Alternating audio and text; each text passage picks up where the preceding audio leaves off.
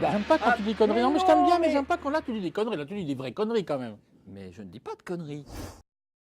Coup de chapeau cette semaine au Roi et l'Oiseau de Paul Grimaud. 100 000 spectateurs, il a fait. C'est quand même formidable. À l'heure de Disney, du machin. Et ben moi, ça me fait quand même énormément plaisir. Deuxième coup de cœur, et oui, 2 coups de cœur pour une semaine avec le documentaire 20 Feet from Stardom qui a une idée absolument géniale, c'est d'être allé rencontrer les backup singers, comme on les appelle, les choristes, ceux qui sont derrière la star et qui sont souvent d'ailleurs de bien meilleurs chanteurs que les stars elles-mêmes. C'est un documentaire absolument... Pas non plus. Bah si, souvent. Non, Documentaire absolument passionnant parce qu'on voit l'envers du décor et on voit ces gens qui savent pertinemment qui, pour la plupart, ne seront jamais des stars.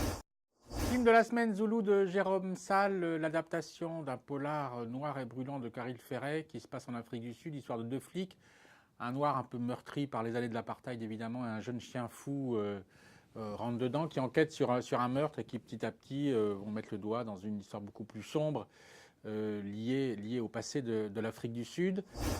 Jérôme Salle, metteur en scène dont on n'attendait pas grand-chose, qui a réalisé Anthony Zimmer, qui était pas mal, et les 2 Largo Winch, dont le premier était regardable et le deuxième totalement raté, se révèle ici pour moi un formidable cinéaste. D'abord, parce que l'adaptation du roman n'était pas si facile. C'est un roman dur, touffu, dense, impressionnant. Et là, il a réussi avec Julien Rapneau, à faire une ligne droite, un polar sec, sans bavure, précis, assez noir, assez gonflé, avec une mise en scène que je trouve excessivement impressionnante dans la conduite du récit, linéaire et sans temps mort.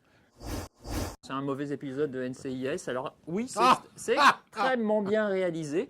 On vous attendez, on vous vend ça. On vous vend en plus le nœud de l'intrigue comme un truc absolument limite politique, vous voyez. Bon, il y a un peu de magouille dans le pouvoir. Oui, on deal un peu avec la drogue, des trucs pas très clairs. Ok. C'est pas quoi casser 3 pattes à un canard. C'est du sous-polar. C'est plutôt pas mal fait. Sous-polar, ça veut dire quoi du sous-polar? Pas mal joué par Forest Whitaker, excusez-moi. En fait, c'est pas si mal, quoi. Attends, Orlando Bloom, quand même, ça n'est pas un acteur. Il n'a jamais su jouer. Si, là, il est très bien. Il n'a jamais su jouer, ce garçon, et c'est pas encore aujourd'hui que ça va arriver.